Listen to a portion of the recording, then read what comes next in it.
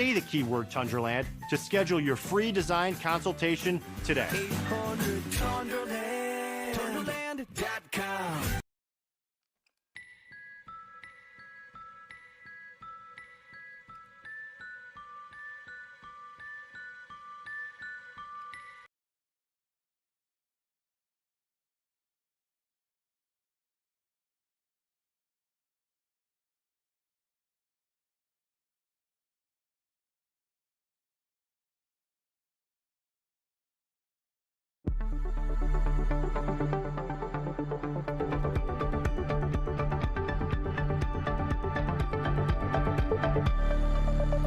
Hello, everybody. Welcome to another episode of Wisconsin Weather Experts on this chilly but sunny Tuesday here in Milwaukee. Yes, a very deceptive kind of day. Absolutely. It's one of those days where you sit inside, you look outside, you're like, oh, I got to go out and enjoy the sunshine. And please do, but just know that it is still chilly out there. In fact, we're going to catch up with meteorologist Holly Baker now. There she is. Hi, Holly. Just outside the building.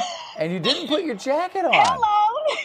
How's it feel? I have a light jacket, but it is very deceptive, just like you said. It is kind of chilly out here, but not too bad. I mean, I'm surviving with a light jacket and a turtleneck, but not too bad. The sunshine, it looks great. Beautiful blue skies with a few puffy clouds. Not too bad at all, but it could be a little warmer for April. Yeah, we'd like to dial it up just a little bit for sure. And for the folks that don't know, Holly moved here just a few months back originally from Alabama. And, I got to say, you've ramped up pretty well. You've localized pretty well. I mean, you're out there in just a sweater today. Yes, I have. And honestly, I feel like the winter, I mean, I know you've had colder winters, but it has not been that bad for me. I feel like I've adapted very well to those temperatures. And now I'm like outside with 30 to 40 degree weather with a light jacket. Like that's my first thought, to grab a light jacket instead of a thicker jacket now. When you go home for a visit, you're going to be sweating. But it is still a beautiful day out there. How's the wind? The wind is not too bad. You do feel a little breeze, so that makes it feel just a little bit cooler, but not too bad. It's not as windy as what we've had in the past. I don't see any of the trees barely blowing, even some of the little trees just on the other side of the fence, or weeds, I should say. Yeah. Those are barely even blowing, so not too bad.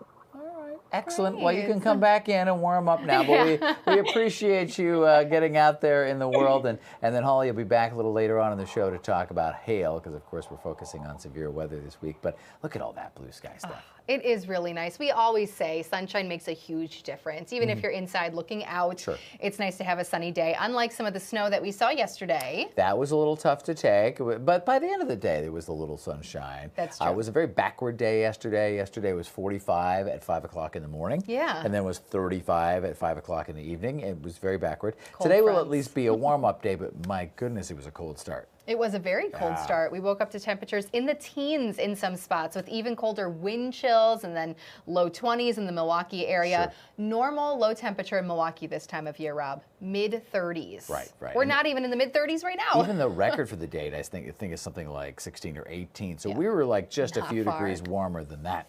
All right, let's take a look at the big picture in a big way here in just a few minutes. But as far as our forecast and the national forecast goes, but I want to give you an update on some incredibly severe weather. We'll take you back to Kentucky. We've been talking about these floods. I mean, that picture right there alone tells the tale, right? They had to evacuate at least a dozen people. This is in northern Kentucky because of the flooding there. A lot of the area rivers are nearing major flood stage if they haven't exceeded them already. City basically surrounded by the Ohio and with the Licking River, if you're familiar with that, both completely inundated with the torrential rain from last week. Several people have been displaced. There are at least 20 roads in the area that are just shut down until this water can finally subside. And of course, the way the water cycle works, as we all remember learning in school, it's going to take some time to work its way through.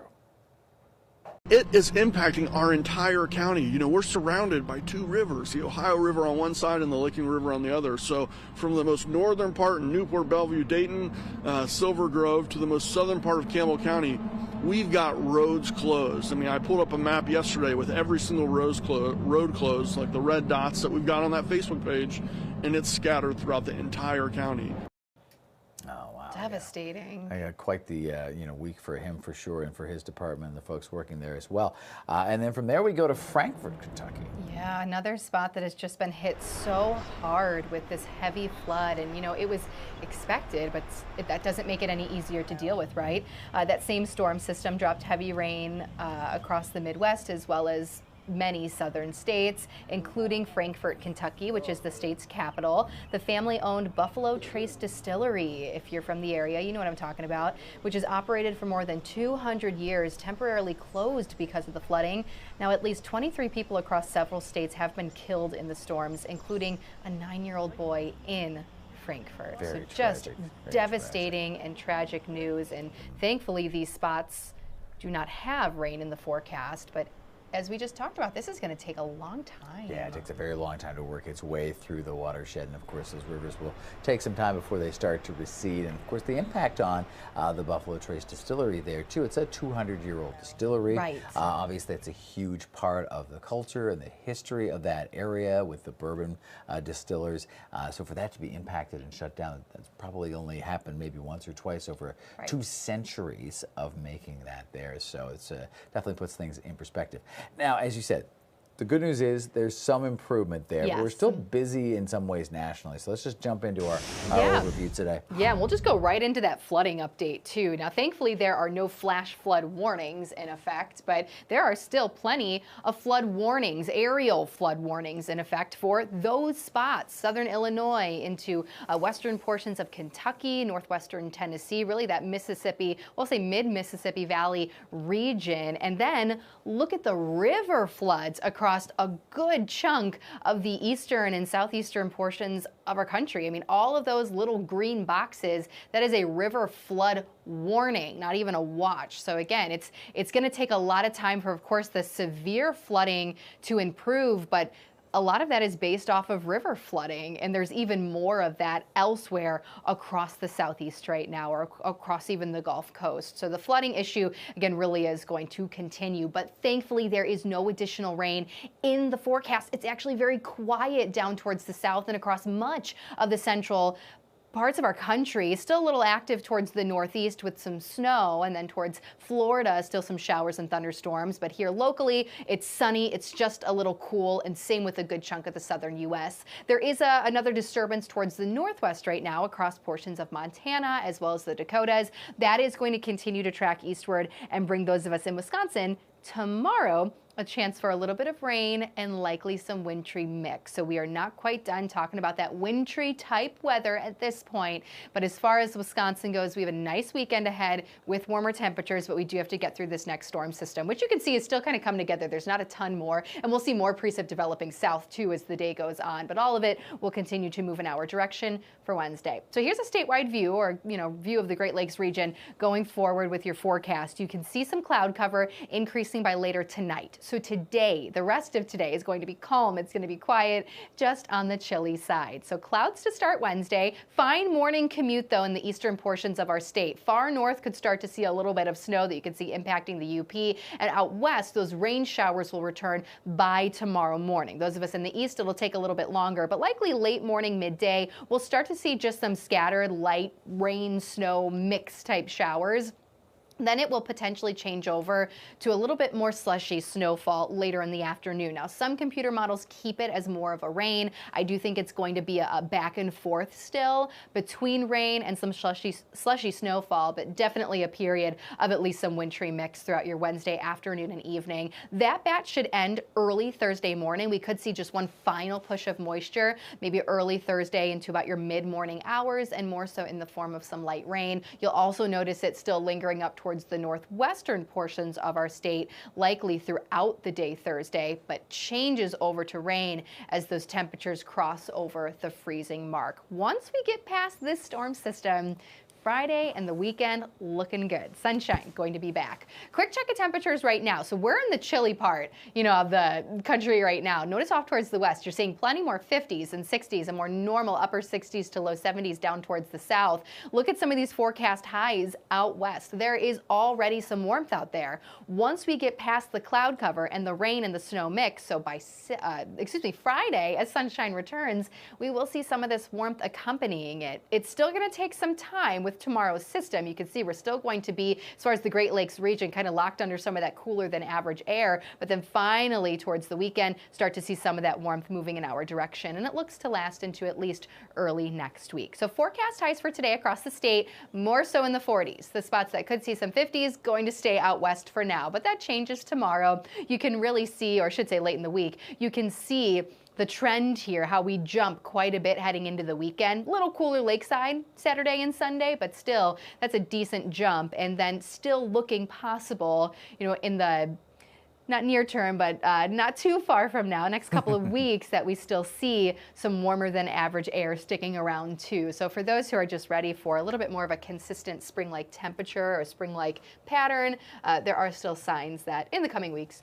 we see more warmth. Yeah, the 6 to 10 day still looks above, and then I was noticing this morning the 8 to 14 day, that goes a little deeper, has returned to just average. Right. But remember, by then, the averages are all up into the upper 50s, pushing 60 anyway, because we're getting toward the end of April. And then by the end of meteorological spring, the average high is in the 70s.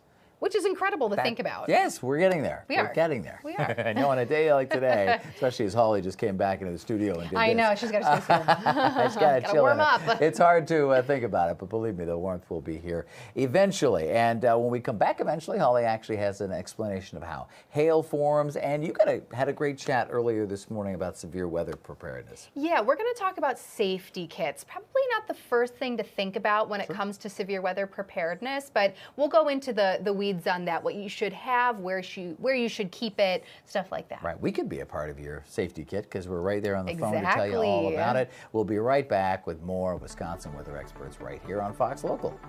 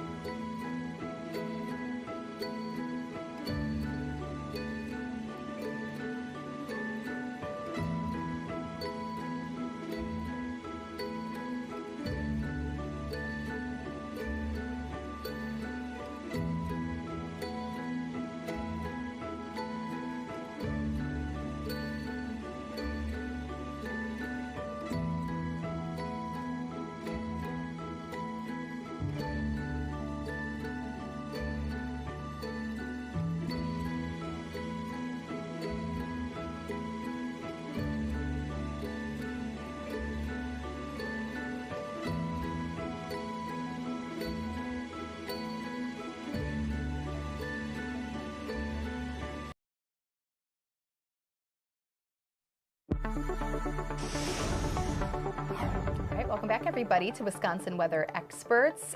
It is Severe Weather Awareness Week in Wisconsin, and I know you guys talked a little bit about it yesterday. We're going to try to talk about, at least a little bit here in the next couple of days. We're going to start things off with hail. Hail is a much more destructive force than perhaps a lot of people think, particularly damage to property. Hail can do a lot of damage to property. It's one of the biggest weather-related insurance claims out there because, of course, if you park out in a significant hailstorm, there's your car and it damages shingles and things like that. But how does it even form? Well, with that answer, meteorologist Holly Baker.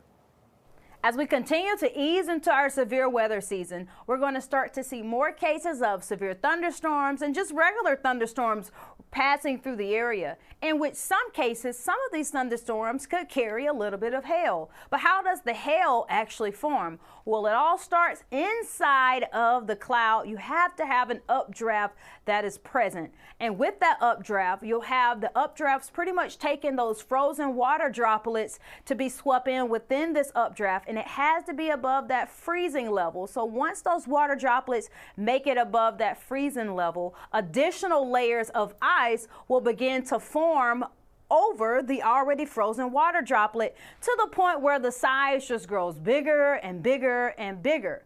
But in that case, the bigger it gets, the heavier it gets. So eventually the weight will exceed the force of the updraft. And so what that means is the weight of the actual hailstone will begin to get way too heavy for it to even stay in the cloud. And eventually that hail weight grows and it outgrows the force of the updraft, and then it eventually falls to the ground. And in our case, we definitely saw a little bit of hail last week. We saw pea-sized hail last week. And so we saw a lot of it. In fact, hail can come in more than just one size. Here is a look at those hail sizes right here. You got pea-sized hail, penny-sized hail, quarter-sized hail, golf ball-sized hail, tennis ball size hail. And if you make your way all the way to the end, you even start to see that there are some hail sizes could be as big as a grapefruit. That's about 4.5 inches. So that is pretty huge. But here is just a look at how common some of those are.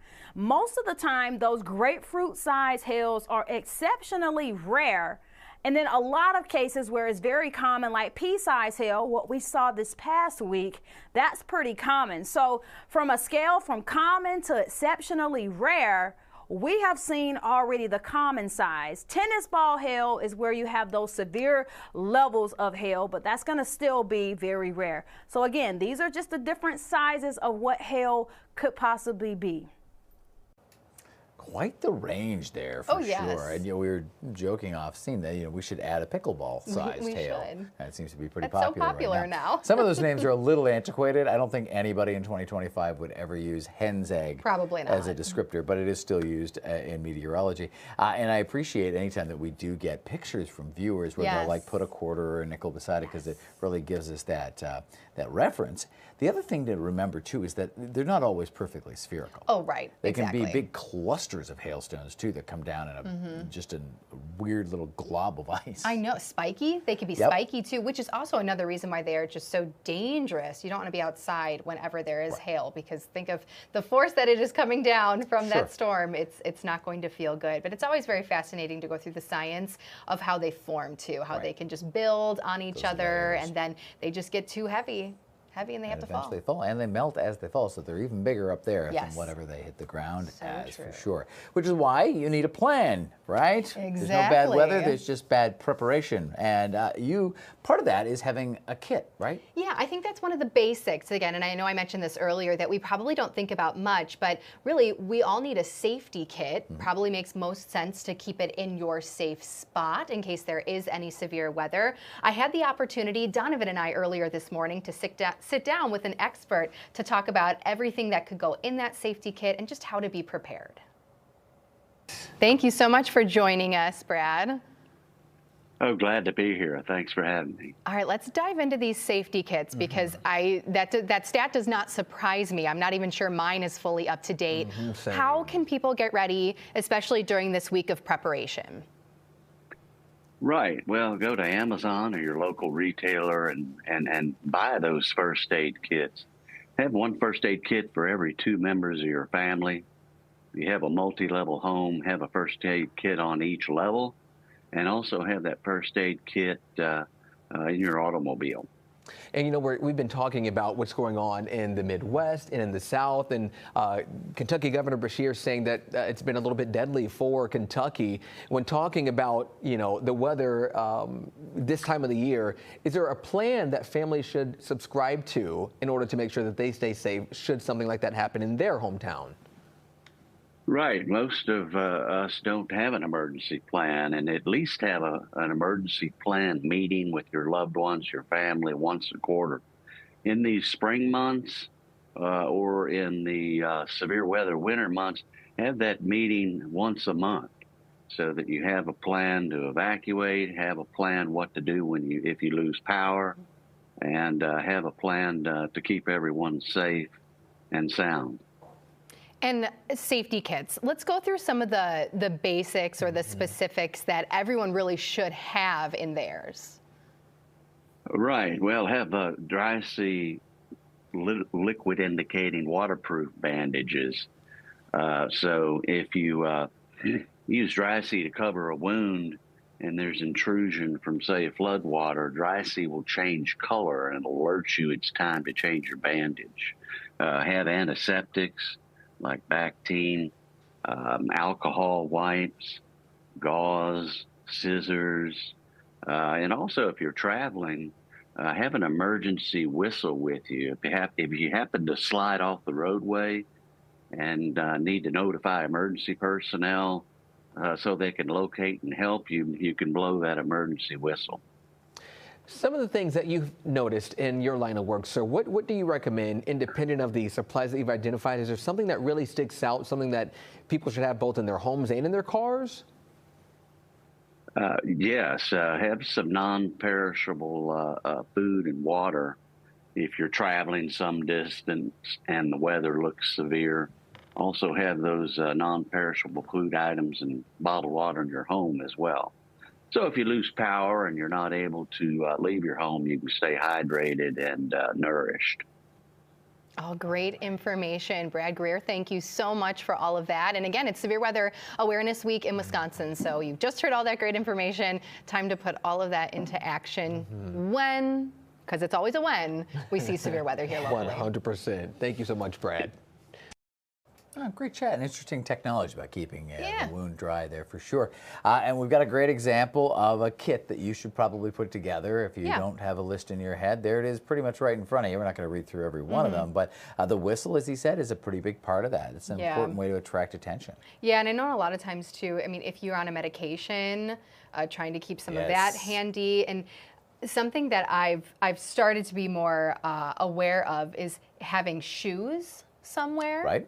If you want in basement or wherever, you don't want to have to go grab some shoes and then get to your safe spot. You need to go straight to your safe spot. So ideally, have some. Just get some cheap shoes. Throw some, your worst Crocs in there or something. Right. Just have some running shoes or whatever you want to throw down there to be prepared for sure. Yes. And of course, a lot of this is in preparation for what potentially could be a tornadic system. And so that leads us to our tornado trivia for the day today. Yeah, great trivia question for you. Let's take a look. The question is, how far did the longest lasting tornado travel on the ground? Is it A, 52 miles, B, 96 miles, C, 185 miles, or D, 219 miles? Take a few minutes to think about it. We will give you the answer on the other side of this break. You can phone a friend, it's fine. 2 minutes though, that's it.